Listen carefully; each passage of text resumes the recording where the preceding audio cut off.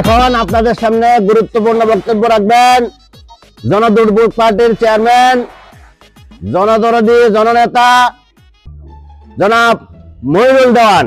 ভাই, আপনাদের পার্টির নাম তো জনদুর্ভোগ পার্টি। ভাই, আপনারা নির্বাচিত হয়ে কি দুর্ভোগ সৃষ্টি করবেন? না ভাই, আমরা নির্বাচিত হলে জনদুর্ভোগ দূর করব। নেতা নেতা এই কলার রুটি পরে খান, বক্তৃতা দেওয়ার সময় এসে তাড়াতাড়ি দাঁড়ান। আরে নেতা লন, শুরু করেন শুরু করেন।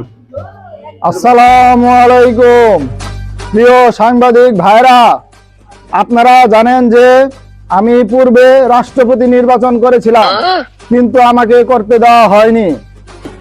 আপনাদের দোয়া এবং ভালোবাসায় আমি জনদুর্ভোগ পার্টির চেয়ারম্যান।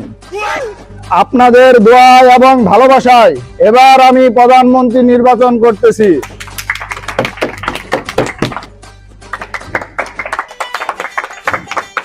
আমি প্রধানমন্ত্রী হলে আপনাদের মহল্লায় কোনো ক্ষুধার্ত ব্যক্তি থাকবে না। আপনাদের ক্ষুধা লাগা মাত্রই আপনারা রুটি কলা চাইবেন। যদি এই মহল্লার কেউ রুটি কলা না দেয়, তাহলে তার ডান হাতে, বাম হাতে নয় ডান হাতে সজোরে কামড় বসিয়ে দিবেন। আর লাগবো না। সাংবাদিক ভাইরা একটা কথা শুনেন, শেষের কথাটা আপনারা প্রচার করবেন না, শেষের কথাটা কাটছাট করে তারপরে প্রচার করবেন। সব কথা তো প্রচার করা যায় না। শুনেন শুনেন, নেতার মাথা গরম হয়ে গেছে, নেতার খিদা লাগছে। নেতার খিদা লাগলে নেতার মাথাটা গরম হয়ে যায়।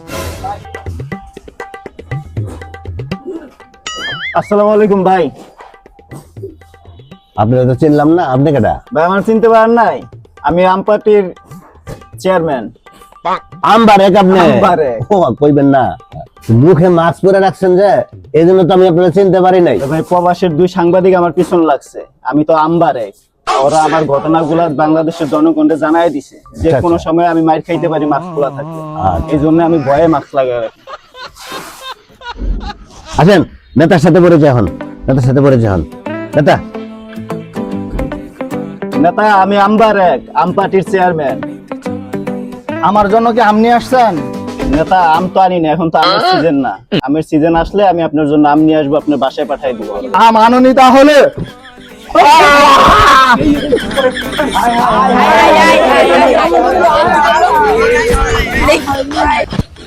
ভাই ভাই, মাইন্ড করেন না, মাইন্ড করেন না। আসেন ভাই, বসেন বসেন। সমস্যা নাই, জাতির সাথে আমি ঐক্য করব।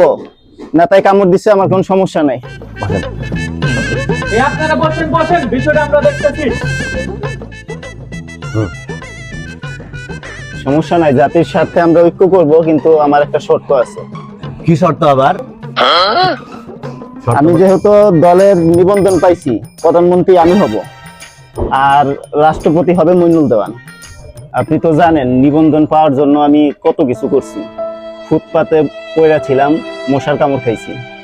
আমবারেক ভাই, অনশনে বসে তো আপনি অনেক খাইছেন, আমাদের কাছে তথ্য আছে।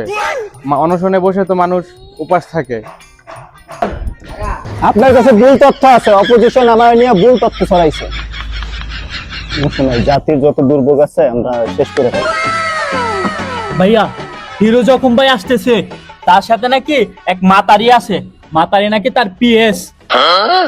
আচ্ছা আচ্ছা আচ্ছা, হিরো জখম রে আমাদের দরকার আছে, কিন্তু মাতারি যেটা ওটা নট অ্যালাউড।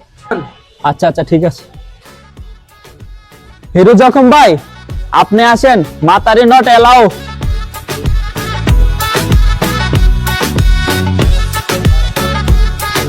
লোগান হবে। হিরো জখম ভাইয়ের আগমন, হিরো জখম ভাইয়ের আগমন। আমি হিরো জখম, অতি দুঃখের সহিত আমাকে বলতে হচ্ছে এই মিটিং এ আমার পিএস কে আসতে দেওয়া হয় নাই। তারপরেও আমি এই জনদুর্ভোগের সাথে আছি, থাকবো ইনশাআল্লাহ। আমি হিরো জখম, আমাকে সবাই চিনে। আমি গায়ক, আমি অভিনেতা, আমি নাট্যকার, সবাই আমাকে চিনে।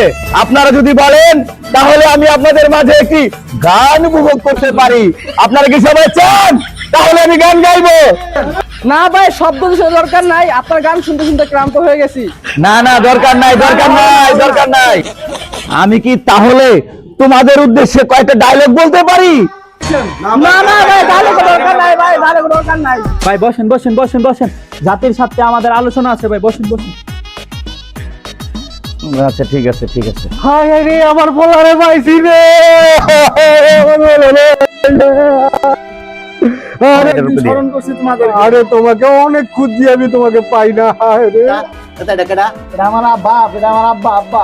নেপাল বাপের আগমন। শুভেচ্ছার স্বাগতম। আমার পোলা কিসের যে থামেন। আমার পোলা তো মানসিক সমস্যা, আরে 6 মাস পর পর সুই দিতে হয়, এখন না দেওয়াতে পাগল হয়ে গেছে। আমার ছেলেকে আমি নিয়ে যাবো, আমার ছেলেকে আমি নিয়ে যাবো। আমার পোলা হয়েছে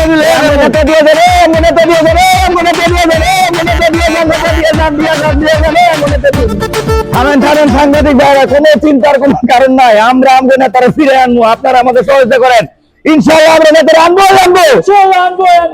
আপনারা আসলে জনগণের দুর্ভোগ সৃষ্টি করতেছেন। এই সবাই মারো।